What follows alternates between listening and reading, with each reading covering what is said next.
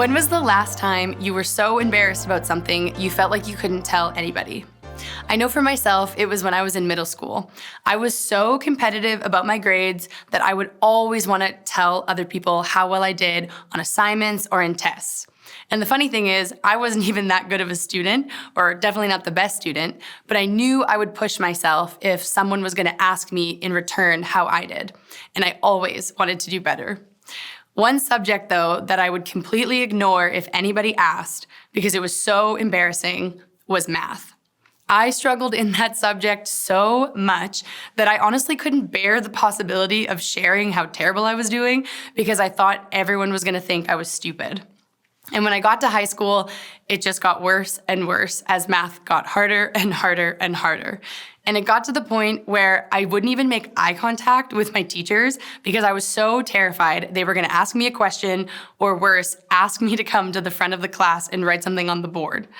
Eventually, I realized I needed to get over myself and ask for help.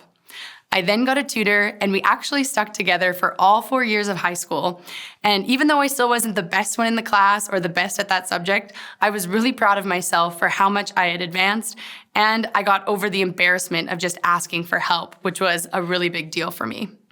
Maybe for you, it's something else. Maybe it's another subject in school, or maybe it's not school-related at all. Maybe it's a sport that all of your friends play that you really suck at, so you always avoid them whenever they want to play. Or maybe it's a video game that you really don't like, but you don't want to admit to your friends, so again, you just ignore them. Or maybe it's an idea that you have that's really different than your friends or your family, so you avoid talking about it at all costs. But you probably have something that you haven't told anyone because you're scared to be embarrassed. Or maybe like me, you thought that people were going to think you were stupid for not getting something that it seems like everybody else around you seems to understand and not struggle with. I think too often it's our default to try to fix a big problem all on our own because we're too embarrassed to have anyone else find out. But the truth is, we all have moments where we're going to feel stupid or silly or embarrassed, and that feeling can actually end up debilitating us to the point where we're going to feel helpless or that no one can help us.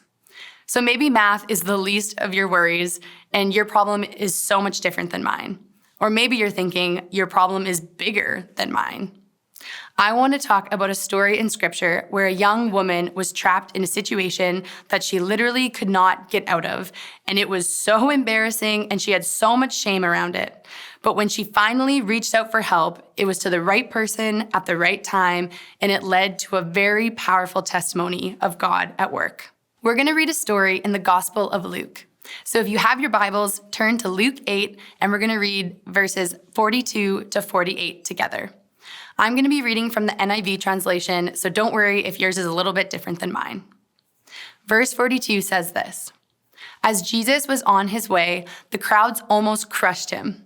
And a woman was there who had been subject to bleeding for 12 years, but no one could heal her. She came up behind him and touched the edge of his cloak, and immediately her bleeding stopped. Who touched me? Jesus asked. When they all denied it, Peter said, Master, the people are crowding and pressing against you. But Jesus said, Someone touched me. I know that power has gone out from me. Then the woman, seeing that she could not go unnoticed, came trembling and fell at his feet. In the presence of all the people, she told why she had touched him and how she had been instantly healed. Then he said to her, Daughter, your faith has healed you. Go in peace. So this story actually starts with Jesus on his way to help somebody else. And we get this picture of this massive crowd that's following along, seeing what's going to happen next. And the author zooms in and focuses on this woman in the crowd. We learn this woman is in a desperate condition. She has been bleeding for 12 years, and no one could heal her. In another translation, it even mentions that she had given all that she had, her whole livelihood, to doctors, to physicians, anyone who said that maybe they could do something, but in the end, they couldn't. So she's suffering every day. She's poor, and on top of it all, she actually would have been ceremonially and socially unclean to the community. She would not be able to worship in the synagogue. She would not have normal social relationships with other people. And the law would actually state that anyone who would touch her would also become unclean as well. So this woman is by herself, all alone, and ostracized from the whole community, carrying this burden and this pain of bleeding for 12 years. So at the end of verse 42, we're going to backtrack a little bit. So now we know all of this about the woman, and yet we find her in this massive crowd of people. The crowd that says it's almost crushing Jesus because it's so packed. But she's in the thick of it, and she's looking for Jesus. So this woman's condition is pretty embarrassing. She would have been known as the unclean woman, unable to escape this problem, and yet she's actually risking it all, the public shame, further embarrassment, just to pursue Jesus. Like, this is her last-ditch effort to change her circumstances. And what did she really have to lose? So she comes up behind Jesus in verse 44, and it says she just touches the edge of his cloak. And she's probably doing everything in her power to keep this action a secret because she's not supposed to be there. She's not supposed to be touching anybody. And I can imagine her with like a hood over her face, kind of weaving through the crowd, coming up behind Jesus, not even wanting to reveal to him what she's doing. And she does. She gets close enough just to the edge and touches his cloak. So the woman's faith had some elements of error. She was just trying to get close enough because she probably heard that Jesus had healed other people. And she didn't even want to show her face to Jesus, so now she's putting her faith in just getting close enough to touch his clothing. But yet, this cloak actually serves as the point of contact between Jesus and the woman's faith. This was all that she needed to do because Jesus met her where she was at. At the end of verse 44, we read, she was immediately healed. The bleeding had stopped after 12 years. So this flaw in her faith, this element of maybe unknown or doubting, didn't actually limit Jesus from stepping up and healing her immediately. When I first talked about her condition, it was the law, right? That anyone who touched her would also be considered unclean. But here we see the exact opposite happen. She touches Jesus' cloak, and instead of them both becoming unclean, she alone is made whole. And then Jesus asks kind of a funny question in verse 45. He says, "Who touched me?" And even though we know there's a massive crowd, right, a crushing amount, nobody comes forward. But in verse 46, Jesus says, "Someone did touch me." And in another translation, he uses the word deliberately touched. So now we know that Jesus knew what this woman was doing. He knew who she was and why she did what she did. But the woman at this point probably didn't realize this full picture. She had just been healed, and that's probably what was going through her mind.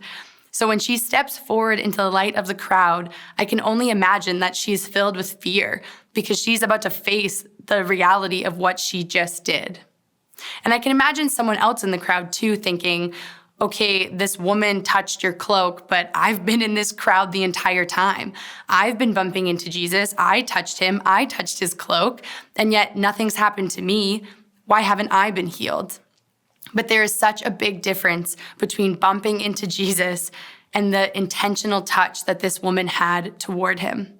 So maybe you go to church week to week, or maybe you go to youth group or hang out with Christian friends and you think to yourself, yeah, I've bumped into Jesus my entire life, or I bump into him every Thursday night at youth. But that's not the same as reaching out to touch him in faith, knowing the power that he holds. So what do you think would have happened if she would have snuck away immediately after, now healed miraculously, but now having to tell everybody her story? Like, I don't think there's any way people would believe after 12 years of going through this with no one else being able to help that her saying, yeah, I touched Jesus' cloak and now everything's okay. Like, you're suddenly healed after that? So when Jesus calls her out in this moment, he knows what he needs to do. He needs to identify her to this crowd and affirm her story. This needs to be a public healing. They all needed to know that she was no longer unclean and actually brought into this community. See, when Jesus takes our burden, takes our big problem or our embarrassment, it doesn't weigh him down. It doesn't make him unclean. Instead, he takes it from us and we become free. So in verse 48, when Jesus acknowledges her story and confirms it, he calls her a daughter. And calling her a daughter actually reveals so much more than her physical healing that just has taken place. It brings her into relationship with the Father. So we see her faith brought her to this crowd, had her searching after Jesus, but it's Jesus who turns face to face with her and brings her into the community and grants her peace.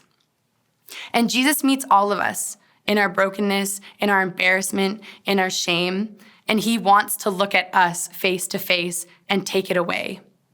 And not only take it away, but he too wants to replace it with a community of acceptance and peace. See, when we focus on our current situation and we believe nothing can be done, we make it seem impossible to overcome. Like when I thought that no one could help me with my math problem, that was ridiculous. There are people so much better than math at me that wanted to help. And when I finally reached out and said, hey, I need help in this area, I wasn't met with more embarrassment, but I was met with a community of people who wanted me to do better, who wanted to help me succeed. So when we shift our focus not on what we can do, but to Jesus and knowing what he has already done, we can give over whatever it is that's holding us back, that's making us embarrassed or making us feel shame. And Jesus is going to meet you where you're at and restore you.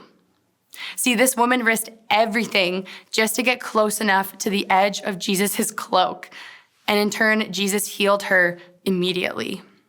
If we shift our focus to Jesus and solely pursue him, we will be met with rescuing of more than just our shame. And like this woman, we will be brought in to his family. So maybe you don't need help in math like me, but there is likely something that you need to reach out and ask for help in. And I want to ask, what would happen if you did? If you asked for help, or if you simply told somebody about what you're going through? I want you to think about whatever it is that's making you feel ostracized or alone right now. What is this problem that you think is too big or that you believe right now you can't get help in? I want to challenge you to get as close to Jesus as you possibly can, even if it's just to the hem of his cloak. Reach out to him intentionally, and Jesus will turn face to face to you and say, you are a son or you are a daughter, and your faith too can make you well.